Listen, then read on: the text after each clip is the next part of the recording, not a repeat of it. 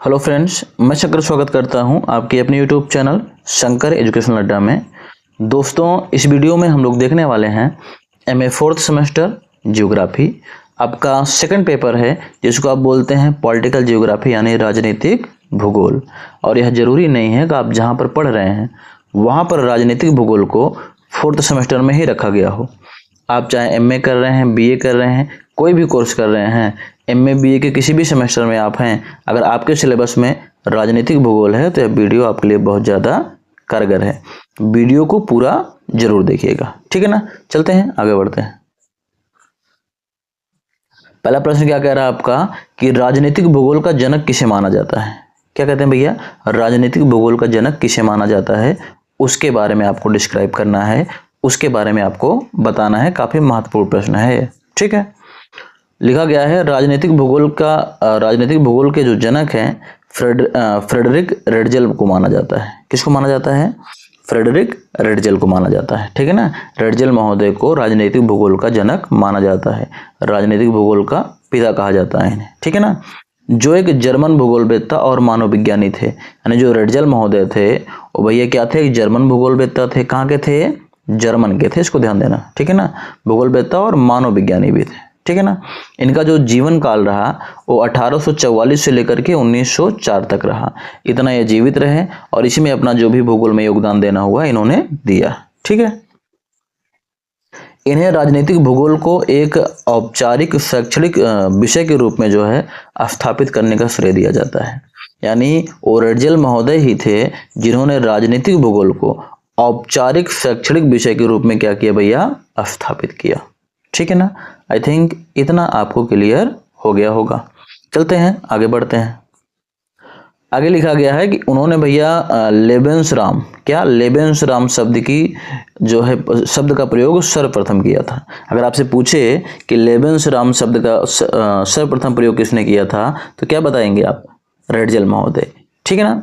या फिर शरण स्थल शब्द का प्रयोग सर्वप्रथम किसने किया था तो क्या बताएंगे? रेडजल महोदय, ठीक है ना। इन्होंने बताया कि जो भैया राज्य होता है वह जीव की तरह है और यह जीव की तरह विस्तार भी करता है। यानी जो राज्य है वह जीव की तरह होता है और जीव की तरह विस्तार भी करता है। जैसे जीव बढ़ता है उसी तरीके से राज्य भी आपका विस्तार करता है, बढ़ता है, ठीक है ना। आगे क्या लिखा गया है? इन्होंने राजनीतिक भूगोल का सर्वप्रथम, ठीक है ना, क्रमबद्ध वर्णन प्रस्तुत किया। यानी जो रेडजल महोदय थे उन्होंने राजनीतिक भूगोल का सर्वप्रथम जो है क्रमबद्ध वर्णन किया। इसी वजह से इन्हें राजनीतिक भूगोल का पिता यानी राजनीतिक भूगोल का जनक माना जाता है, ठीक है। आई थिंक इतना आपको क्लियर हो गया होगा। चलते हैं, आगे बढ़ते हैं।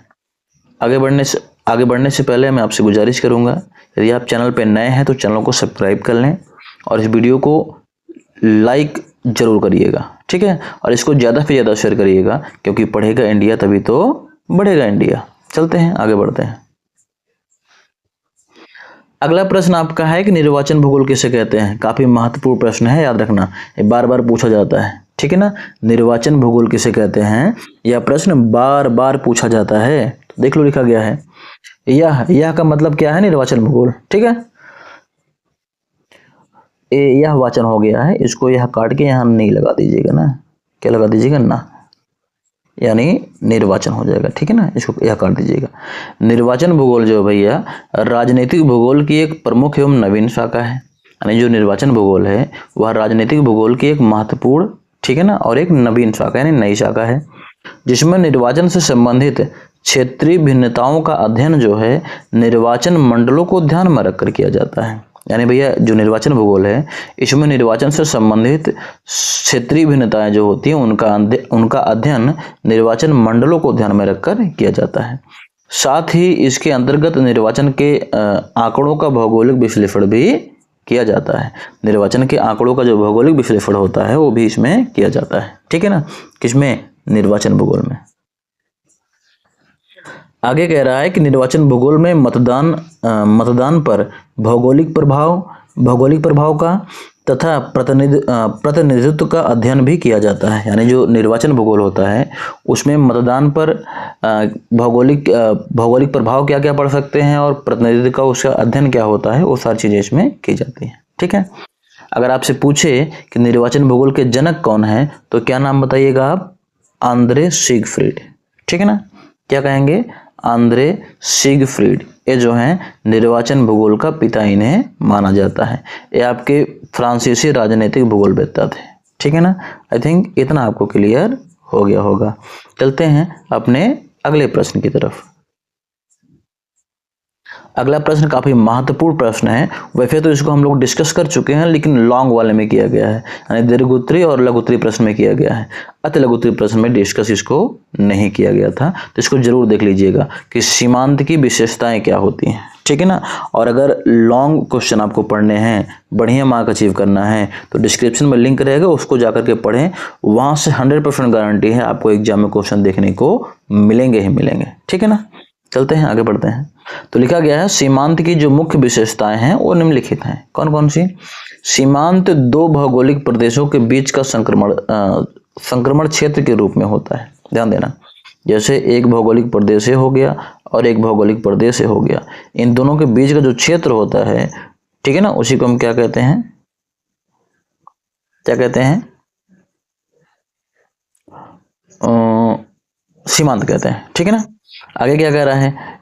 सीमांत क्षेत्रीय होते हैं। भैया जो सीमांत होता है वो क्या होता है? क्षेत्रीय होता है। ठीक है, आगे सीमांत प्राकृतिक कारकों द्वारा निर्धारित होते हैं, इसलिए ये प्राकृतिक होते हैं। जो सीमांत होते हैं वो प्राकृतिक कारकों द्वारा प्राकृतिक कारकों के द्वारा इनको निर्धारित किया जाता है।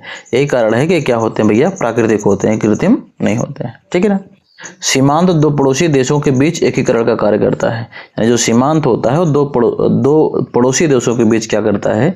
एकीकरण का कार्य करता है। ये अपकेंद्रीय शक्तियों को व्यक्त करते हैं। यानी भैया जो आपके सीमांत होते हैं वो क्या करते हैं? अपकेंद्रीय शक्तियों को व्यक्त करने का काम करते हैं। ठीक है, अगला प्रश्न आपका है कि राजनीतिक स्वेच्छा का भूगोल किसे कहा जाता है, उसके बारे में आपको बताना है। काफी महत्वपूर्ण प्रश्न ये भी है कि राजनीतिक स्वेच्छा का भूगोल किसे कहा जाता है। ठीक है ना, तो लिखा गया है कि राजनीतिक भूगोल में एक नवीन अध्ययन विषय, ठीक है ना, एक नवीन अध्ययन विषय जो है उसका विकास हुआ है, जिसको हम क्या बोलते हैं? निर्वाचन भूगोल। यानी राजनीतिक भूगोल में एक नवीन विषय का, किसका? निर्वाचन भूगोल का जो है भैया विकास हुआ है। इसे ही राजनीतिक स्वेच्छा का भूगोल कहा जाता है। ठीक है ना, याद रखना, राजनीतिक स्वेच्छा का भूगोल किसे कहा जाता है? तो क्या बताएंगे? निर्वाचन भूगोल को। ठीक है ना, आई थिंक इतना आपको क्लियर हो गया है। अगर चीजें क्लियर हुई हैं तो मैं फिर से कह रहा हूं आपको कि चैनल को सब्सक्राइब और वीडियो को लाइक करना ना भूलें, और इस वीडियो को ज़्यादा से ज़्यादा शेयर करें, क्योंकि पढ़ेगा इंडिया तभी तो बढ़ेगा इंडिया। मिलते हैं आपसे अगली वीडियो में।